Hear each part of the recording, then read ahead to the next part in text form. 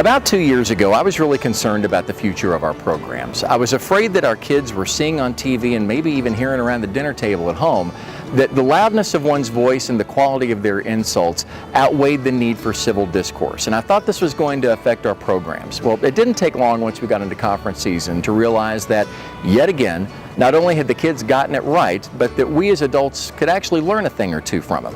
If there was ever a time in our history where we needed to be able to give kids the ability to learn civil discourse, it is absolutely now. And your support of the WISE annual campaign really makes that possible. You know, I was struck about a year or so ago when I had a conversation with an advisor from a very underprivileged school who was able to bring kids to a conference thanks to support from folks like you. And she told me about how the kids were wide-eyed through the entire process. They were shot out of a cannon once they got home. But she found them one morning at the conference cold and shivering in their rooms because they had never stayed in a place before where they could turn on the heat. These are the types of kids that you can help experience that magic that you did back in the day. And so I really hope you'll join me in supporting this year's Y annual campaign.